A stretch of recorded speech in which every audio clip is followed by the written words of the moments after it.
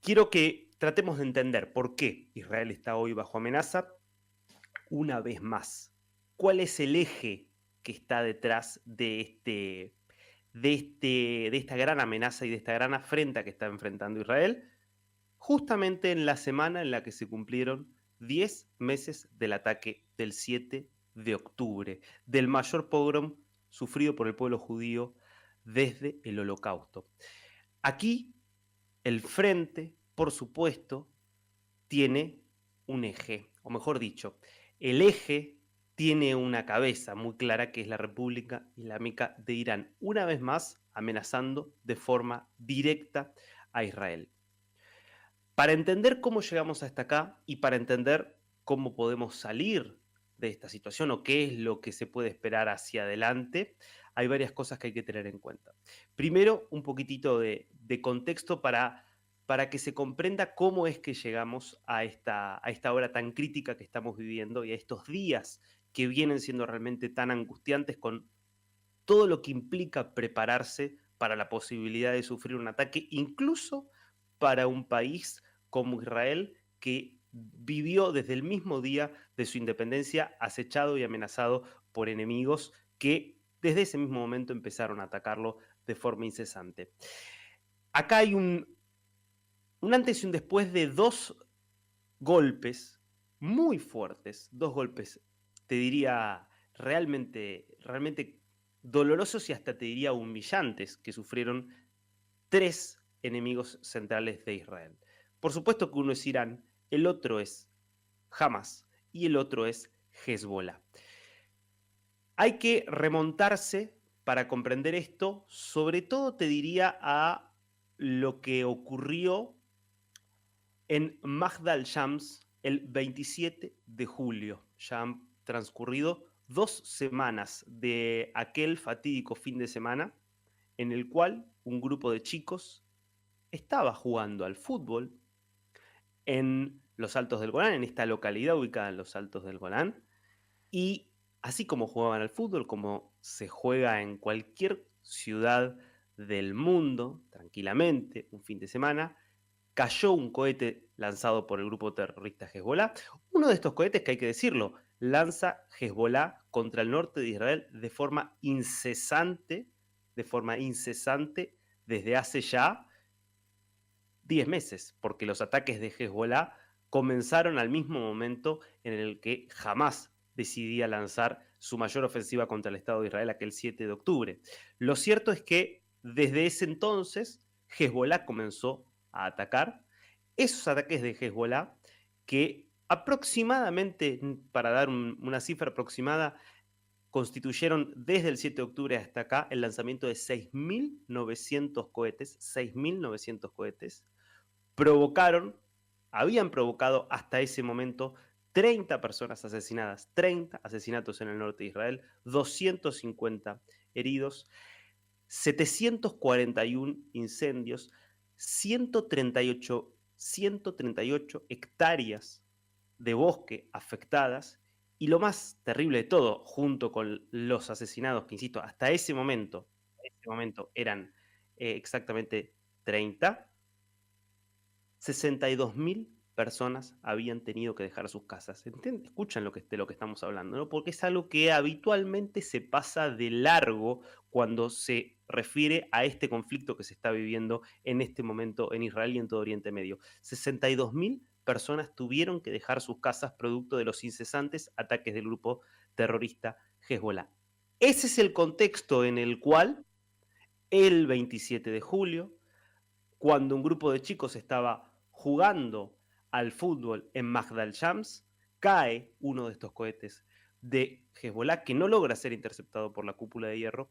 y 12 niños de 12, 13, 14 años, 15 años, 16 años son asesinados por ese ataque. Niños que, por cierto, esto es interesante, pertenecen a una de las tantas minorías que tiene Israel, que es un país, como sabemos, de los más diversos del mundo, sin duda es el más diverso de todo Oriente Medio, de una minoría que son los drusos, una comunidad bastante chica que tiene presencia allí en el norte de Israel, que es de origen árabe, en términos lingüísticos y culturales, aunque con su propia idiosincrasia, y eran asesinados de esa manera, con lo cual lo que ya eran 30 personas asesinadas se convirtieron en 42 víctimas fatales de los ataques del grupo terrorista Hezbollah desde el 7 de octubre a esta parte. Eso termina de canalizar la decisión de Israel de enfrentar de forma mucho más decisiva que antes incluso la amenaza de Hezbollah, porque claro, la guerra parecía estar muy centrada en lo que sucedía en el sur, en lo que sucedía en Gaza y en el grupo Hamas, pero cada vez más Hezbollah se estaba convirtiendo en una amenaza más grande. Hezbollah es una organización incluso más importante que Hamas. Hezbollah es un grupo que por lo pronto tiene buena parte del control territorial y de las instituciones incluso del Líbano, que como saben es un país fronterizo con Israel, comparte la frontera norte. Y te diría que Hezbollah es incluso más que Hamas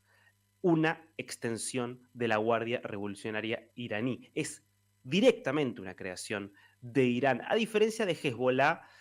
a diferencia de Hamas, que es un grupo que se fue acercando cada vez más a Irán, pero que en sus orígenes tiene algunas diferencias, si querés, de tipo cualitativo y en su estructura y en su ideología, sobre todo más en la base. Hoy es otro brazo operativo de Irán, pero Hezbollah es mucho más estrechamente Irán.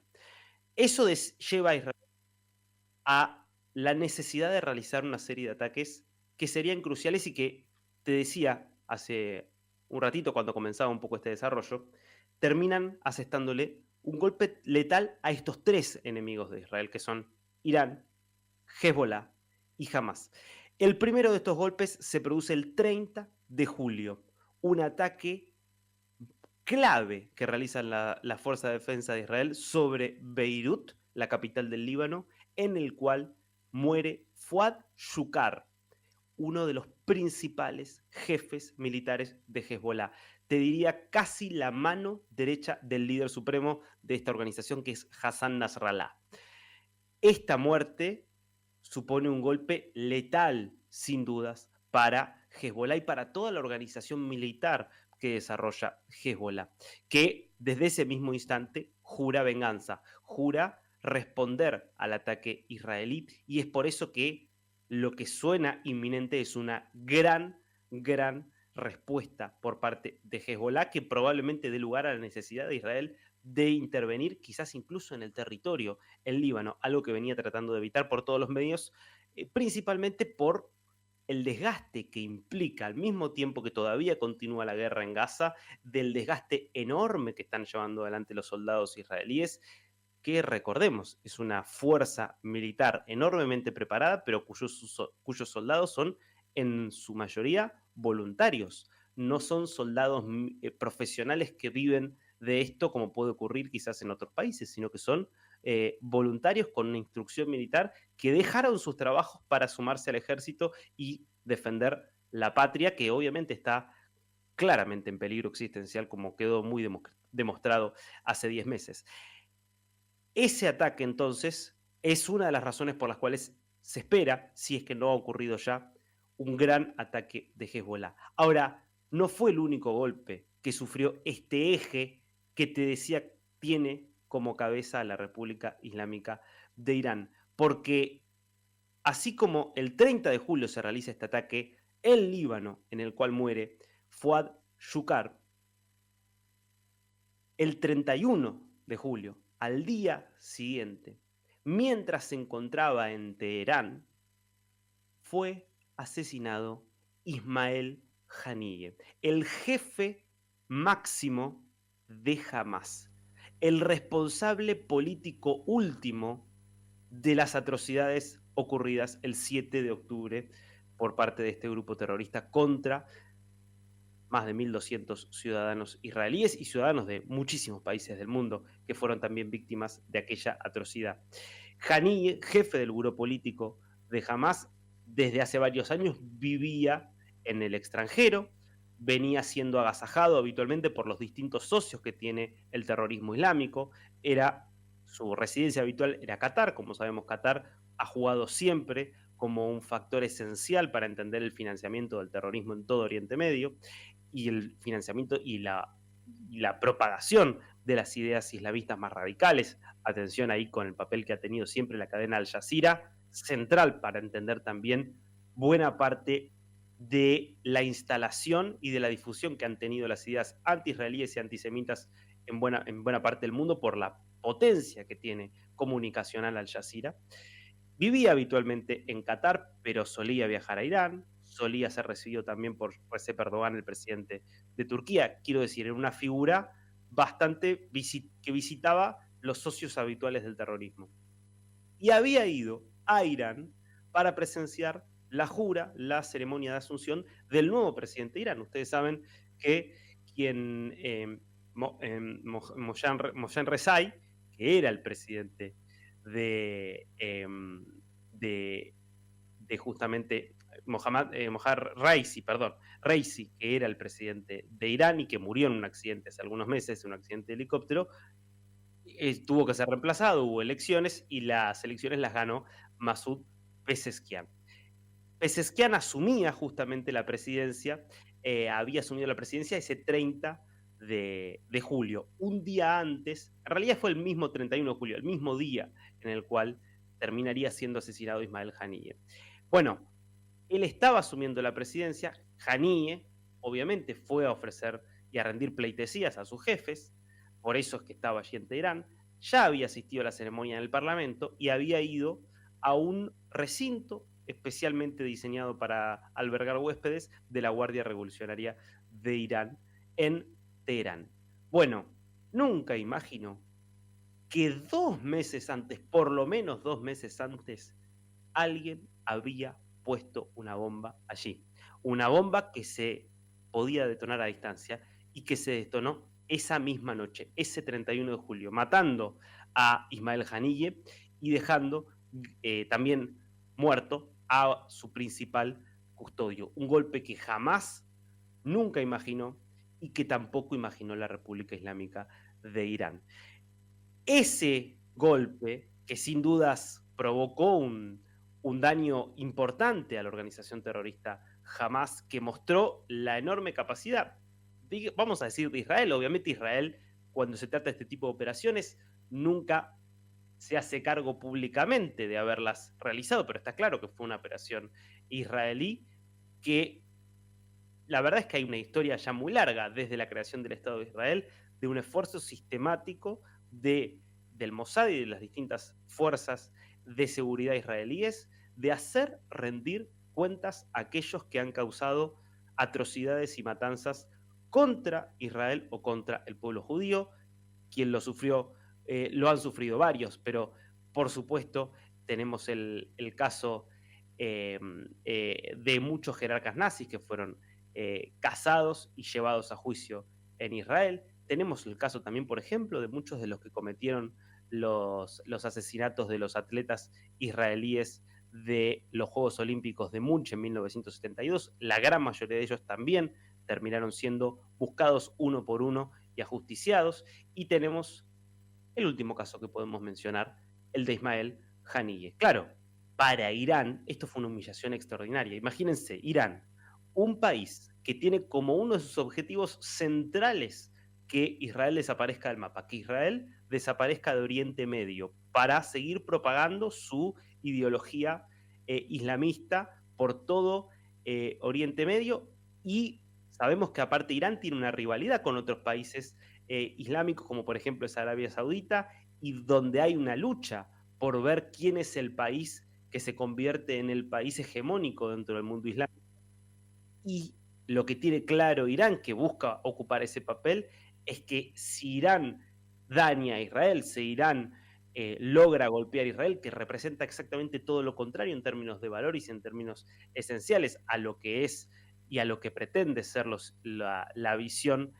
absolutamente oscurantista que propone la revolución islámica o que propone la República Islámica desde la revolución de 1979, de lo que estaremos hablando después en un ratito. Bueno, justamente que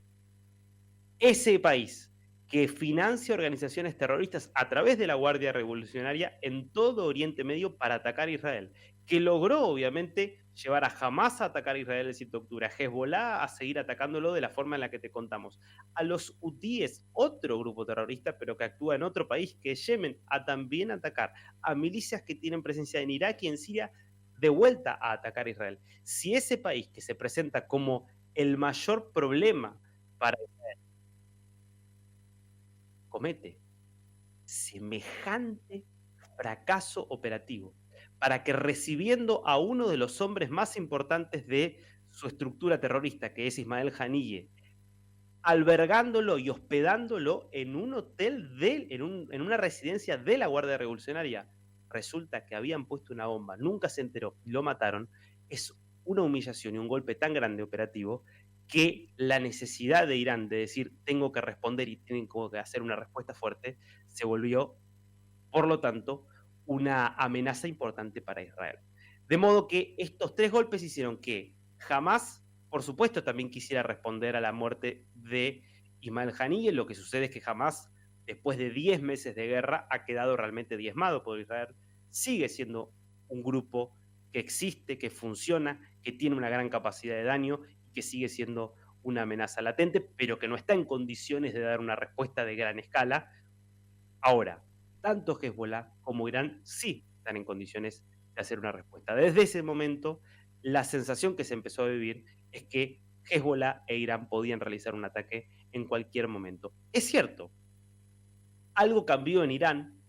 que es que, según esto lo contó en las últimas horas Iran International, que es un medio de comunicación, una cadena de televisión iraní, pero que funciona en el exilio, con sede en Londres, y que tiene, entre otras cosas, la idea de, tiene obviamente la idea de contar una visión alternativa a la que tiene la República Islámica de Irán y a la que tiene el gobierno iraní. Esta cadena informó que Masoud Pezeshkian, que te decía que había asumido la presidencia justamente el mismo día en el cual era asesinado Haniyeh, le realizó un pedido especial al líder supremo de la República Islámica de Irán, a el ayatolá Ali Khamenei, para evitar un ataque a gran escala a Israel. Y esto es importante, y con esto voy cerrando también la idea con la cual arrancamos este programa, que es un poco el eje de lo que va a ser nuestra conversación de hoy. ¿Por qué Pezeshkian podría haberle pedido, esto insisto, lo dice Iran International, habrá que ver si esto se verifica o no, al líder supremo de Irán, que o no ataque o que el ataque que haga Irán sea de menor envergadura al que por ahí querrían los sectores más radicalizados del régimen? Porque hay que entender aquí que si bien Irán es una dictadura teocrática que tiene un líder supremo que es Ali Khamenei y que el presidente es alguien que tiene solo una cuota muy limitada de poder, tiene algunas potestades. Y por cómo se dieron las elecciones, a pesar de todos los controles que existen para que no haya ningún tipo de figura alternativa a lo que quiere el régimen, por todas las condiciones que está viviendo Irán,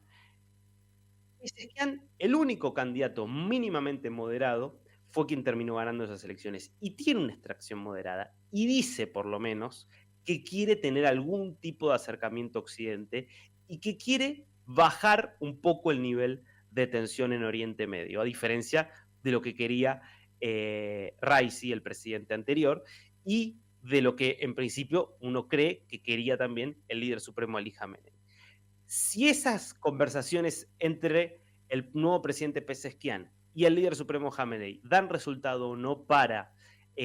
aminorar por lo menos el riesgo de un ataque, o por lo menos que si el ataque no tenga, que el ataque no tenga la misma envergadura la que tendría, no lo sabemos todavía. Son horas que siguen siendo críticas. Lo que hay que tener en cuenta aquí es cómo funciona este eje. Hoy una tríada que podemos ver: Irán, Hamas, Hezbollah, pero que sobre todo tienen amenazado a Israel con un posible ataque a gran escala por la vía de Hezbollah o por la vía de Irán, quizás más probablemente un ataque más fuerte viniendo de Hezbollah que de la propia República Islámica de Irán. Así están las cosas en este momento en este Oriente Medio, donde el riesgo, insisto, de una guerra total final quizás en toda la región es muy alto. Ahora, es importante entender que esto proviene de los golpes que sufrieron estos enemigos de Israel, que se dan cuenta de que enfrentan, por supuesto, a un país y a un Estado que más allá de los golpes que le puedan dar, que más allá de los intentos que puedan hacer por destruirlo, una y otra vez ha dado muestras de que siempre se levanta y de que siempre se mantiene en pie.